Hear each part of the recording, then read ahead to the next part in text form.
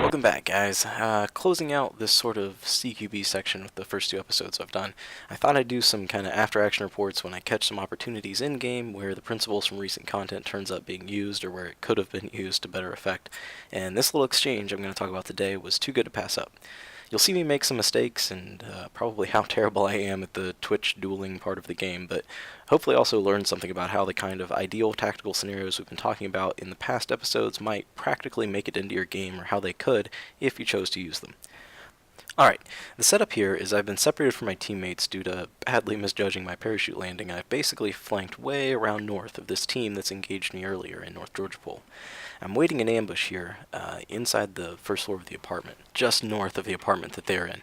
So I expect them on the top floor of the apartment I'm in. They're actually in the one to the south.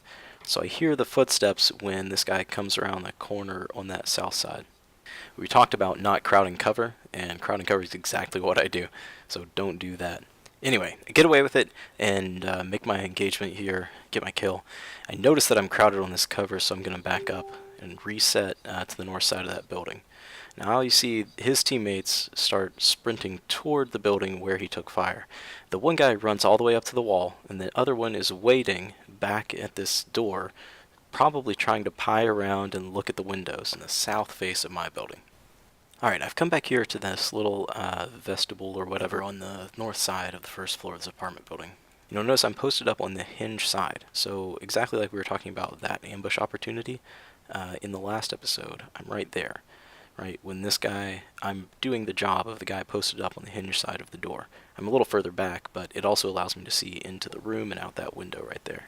So, their second guy, satisfying himself that I'm not poking out of any of the windows on the south side of my building, comes sprinting around to the north side. I hear the footsteps and get ready for him right out this window.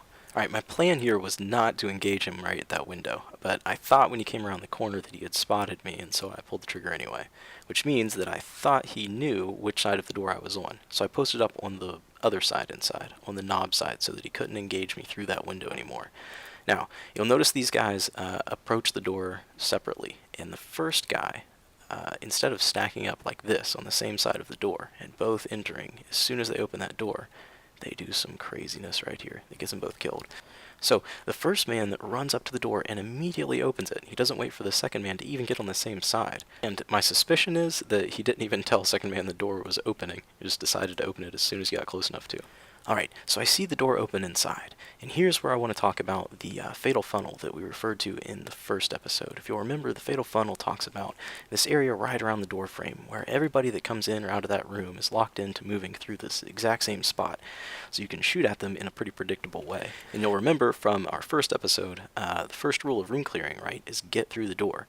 These guys end up doing the opposite of that, actually backing off the door as soon as they take contact from me inside, allowing me to basically reverse room clear. I charge through that fatal funnel to the outside, get through my door, and then all the initiative is with me as I come out the door. Alright, I hesitate to even leave this first-person view in, because it shows how bad I am at the actual kind of reflexive gunfighting portion of the game. But I leave it in because I think you can play this game with intelligent tactical decisions and be better than your straight reflexive shooting skills should make you. So even, if you are good at the shooting portion, I think you can be even better implementing some of these tactical ideas and playing with a more mentally engaged kind of style. And I like playing that way. And I have to, because I'm not very good at the reflex shooting part, as you can see. Alright guys, thanks for watching. If you like these videos and you want more of this kind of content, like and subscribe, and I'll see you next time.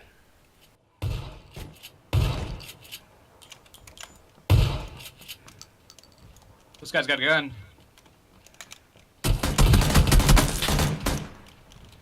Oh, Bat's gun.